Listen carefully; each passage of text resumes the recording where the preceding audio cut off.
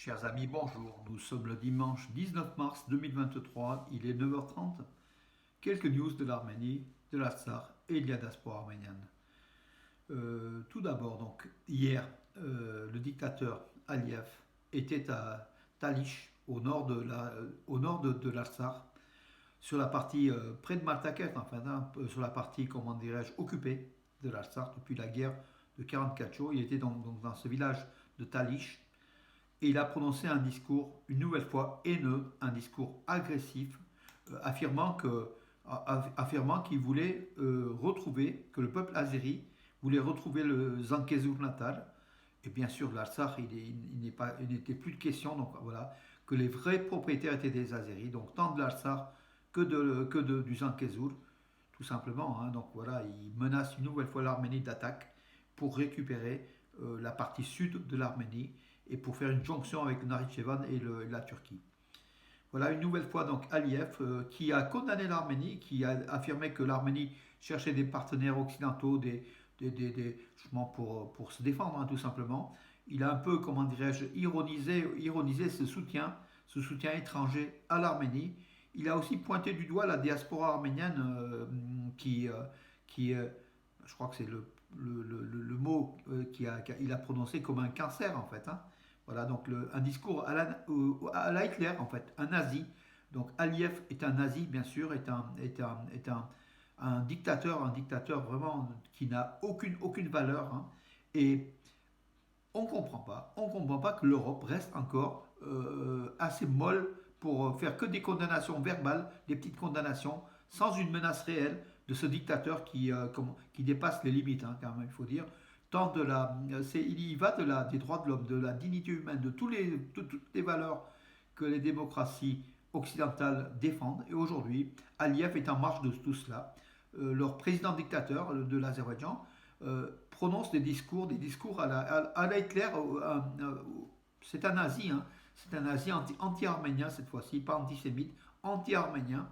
Et ce discours haineux se diffuse donc à travers toute la population donc de l'Azerbaïdjan. Voilà. Ils sont encore plus haineux que les Turcs, les Azéris, contre les Arméniens. Ils veulent récupérer un territoire qui appartient aux Arméniens, mais cela, donc, Aliyev ne comprend pas que le territoire de l'Arménie, c'est le gouvernement arménien, c'est le peuple arménien qui gère ce territoire-là, et que le Zangezur n'est pas du tout azéri, il est arménien. Et même pire, c'est que l'Artsakh et la partie orientale de l'Artsakh est occupée par l'Azerbaïdjan. Ce sont des terres arméniennes. Voilà donc ce niveau de haine, donc comment dire, monter au niveau de l'État.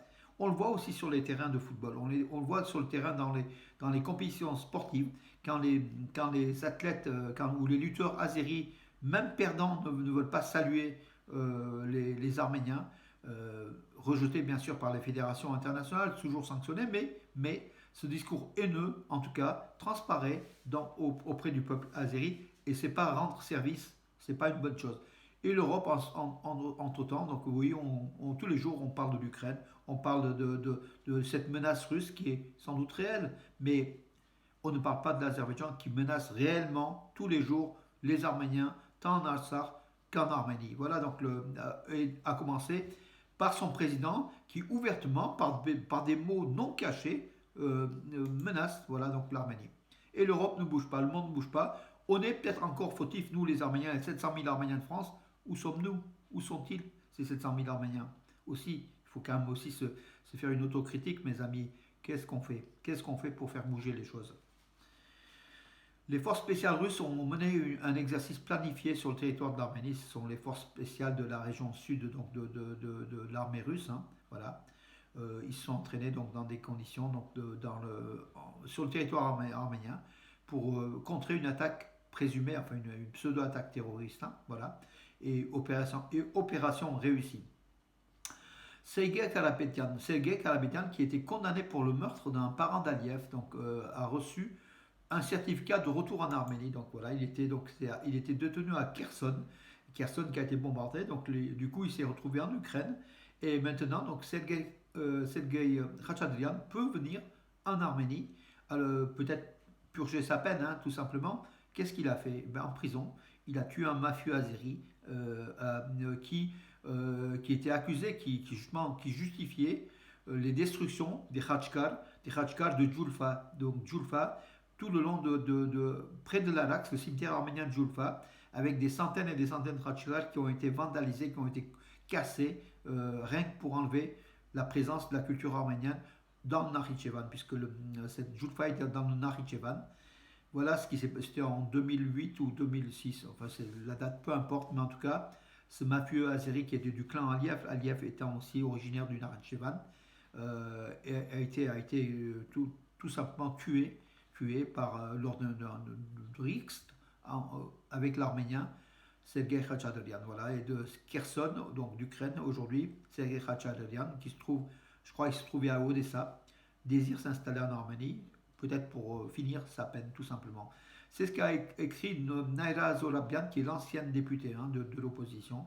Voilà, donc toutes les demandes, l'Arménie a accordé le droit à cet homme de venir en Arménie. Un homme, un justicier quelque part. Voilà aussi de la trempe de Soromonte Adrian. Voilà, tout simplement.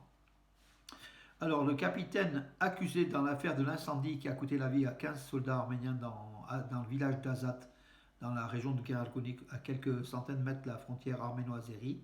Le feu qui avait fait donc l'incendie qui avait fait donc en janvier 15, c'était en janvier, à chaque fois je regarde la date, oui c'était le 19 janvier à 1h30 du matin, les 15 conscrits arméniens, des tireurs d'élite et des ingénieurs en construction en fait, en renforcement des positions, ont été ont été tués, donc tout simplement. Donc le capitaine qui s'appelle Gor Abramian va faire 2 mois de prison, pour négligence, voilà, pour négligence.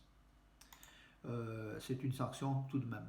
2 cas de violation du régime du cessez-le-feu a été enregistré en Artsakh, affirme le ministère russe de la Défense. Donc 2 cas dans la région de Martouni et de Mardakert. Voilà.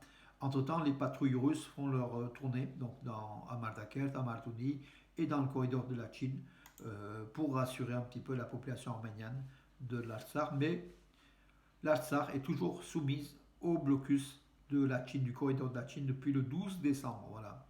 Et ça commence à faire long et très très long. Et malgré toutes les menaces, malgré toutes les condamnations, l'Azerbaïdjan ne dessert pas l'étau. Bien sûr, peut-être la Russie est complice, il faut le dire, parce que c'est la Russie qui avait la charge de la sécurisation du corridor de la Chine depuis les accords du 9 novembre 2020. Voilà mes amis, écoutez, l'accusé, donc les diatribes, les accusations d'Aliyev, on connaît, donc voilà, il monte le ton parce qu'il voit que l'Occident, les sanctions tardent à venir, donc du coup il profite pour menacer encore davantage l'Arménie et les Arméniens et de vouloir récupérer le Zangezur en plus de l'Artsakh. Alors il dit l'Artsakh, il n'en est pas question, l'Artsakh n'existe pas en fait, c'est l'Azerbaïdjan, et que toute la communauté internationale qui sont aux ordres des Arméniens et qui parlent de l'Artsakh, tout ça c'est pas bon, donc c'est nous les dirigeants, l'Artsakh nous appartient, d'ailleurs l'Artsakh on connaît pas, on connaît l'Azerbaïdjan, le territoire de l'Azerbaïdjan, voilà donc jusqu'où il va Aliyev. C'est le gagnant de la guerre de 44 jours donc de 2020, et du coup il se permet de tout, donc il a l'impression que l'infini, le monde lui appartient et qu'en face les Arméniens ne font rien, ne vont rien faire. Or, effectivement, quand il voit la mollesse de la politique européenne ou même américaine face à ces menaces guerrières avec des armes, Aliyev a un appétit supplémentaire, effectivement. Donc il faut qu'aujourd'hui, il est urgent que l'Europe n'agisse pas par des condamnations, mais envoie peut-être des troupes, tout simplement. Si elle a des troupes, voilà, l'Europe, si elle existe, et peut-être les Américains, peut-être l'ONU aussi qui a une obligation d'interposition. Donc il faut que tout ça aille très très vite puisque le temps joue contre les Arméniens et une guerre est possible, réelle. Les menaces font chaque jour plus présentes, il faut en être conscient. Voilà. Donc, voilà, donc dans cet univers un peu cynique, de mauvaises nouvelles, voilà, donc on peut juste dire qu'aujourd'hui à Bucarest, en capitale de la Roumanie, 2 Arméniens Meljoumian et Gnaz Iboyan sont en finale dans la lutte de libre des U23, des moins de 23 ans, des championnats d'Europe. Ils sont en finale, donc au minimum c'est 2 médailles d'argent, mais ça peut être aussi 2 médailles d'or. Hier on a eu déjà une médaille d'argent. Aujourd'hui, s'il y a 2 médailles d'or, puisqu'ils sont en finale, on le verra tout à l'heure, hein, donc les résultats. C'est 2 lutteurs arméniens de moins de 23 ans qui peuvent être champions d'Europe de lutte libre, tout simplement. L'Arménie a besoin de médailles.